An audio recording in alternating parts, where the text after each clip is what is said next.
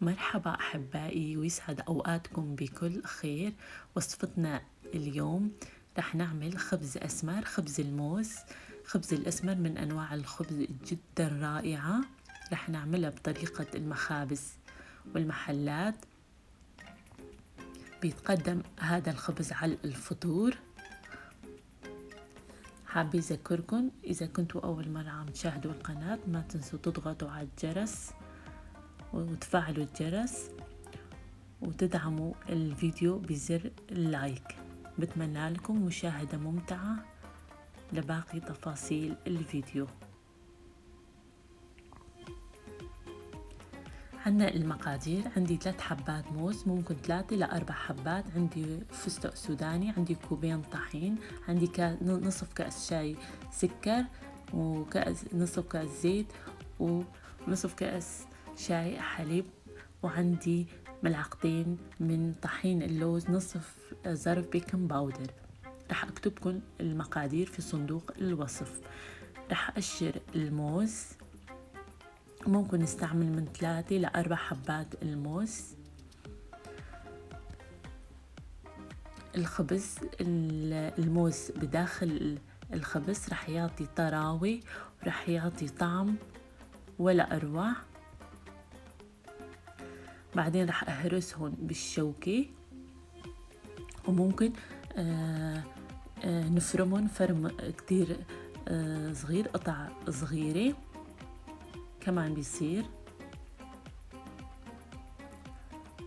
الخبز هذا ما بيحتاج لا عجن ولا شيء، وخلال 10 دقائق بيكون جاهز. ضفت الحليب والزيت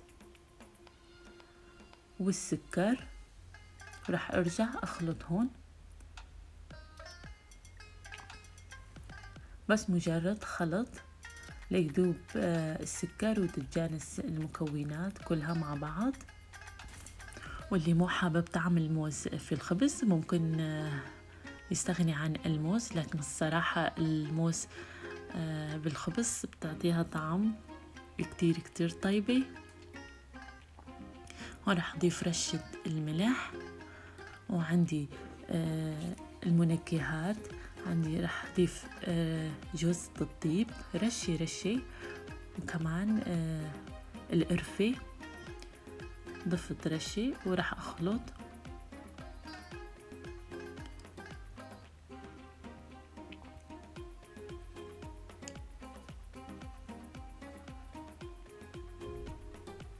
هون بألمانيا كتير مشهور الخبز الموز.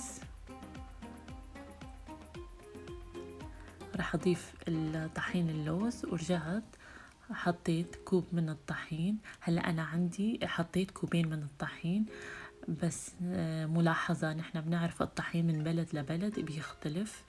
بتضيفوا كوب، بعدين الكوب الثاني بتضيفوا بالتدريج. يعني هيك خبز ما في أسهل ولا أروع من هيك خبز. راح أضيف نصف كوب الطحين وراح أخلط. أنا بس عم لم العجينة على بعضها.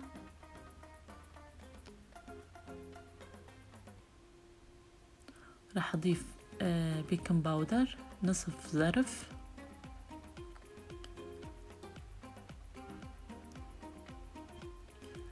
ولا أسهل من هيك. يعني بيوم العطلة إذا حابين تعملوا خبز طيب وسخن، خلال 10 دقائق ربع ساعة بيكون جاهز وبتقدميه لعيلتك.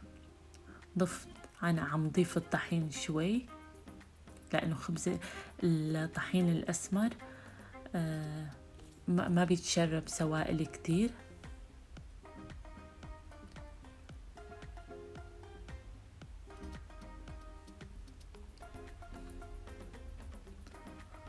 عم لم أنا العجين على بعضها.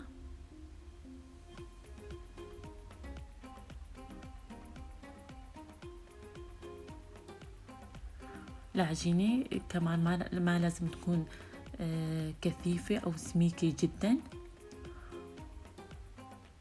وهيك أخذت معي كوبين. يعني من بلد لبلد الطحين ممكن ياخد معي كوب و3/4 أو كوبين، مو أكتر.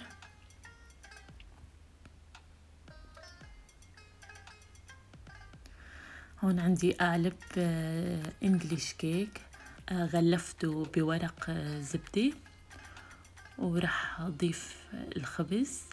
هون أنا بعتذر، أنا كنت حطيت شي ملعقتين كبار من الفول السوداني داخل الخبز، بس ما تصور معي، أنا قطع التصوير. وهون عندي باقي الفول السوداني راح رش فوق الخبز.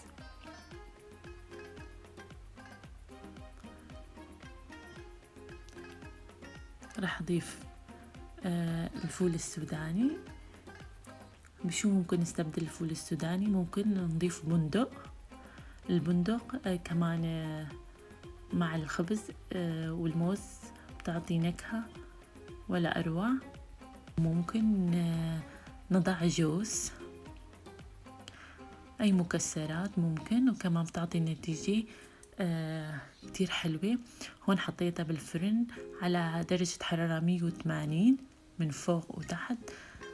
أخذت وقت بالفرن من 45 ل50 دقيقة. اختبرتها بعود خشبي، طلعت العودة نظيفة.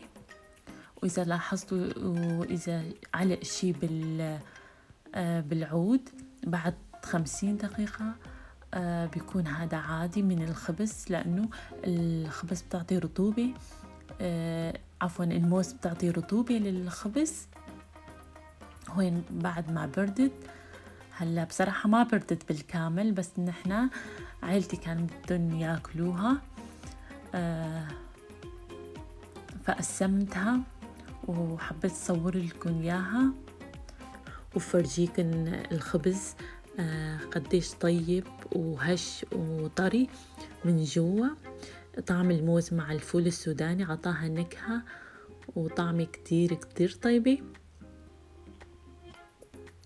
بيتاكل خاصة مع المربى والزبدة ومع فنجان قهوة. وهذا خبز جديد عن الخبز العادي، ومن كتر ما انه طيب ما بينشبع منه، وخبز صحي. إذا عندكم أي استفسار أو أي تعليق اكتبوا لي في خانة التعليقات، ويسعدني إني جاوب عليكم.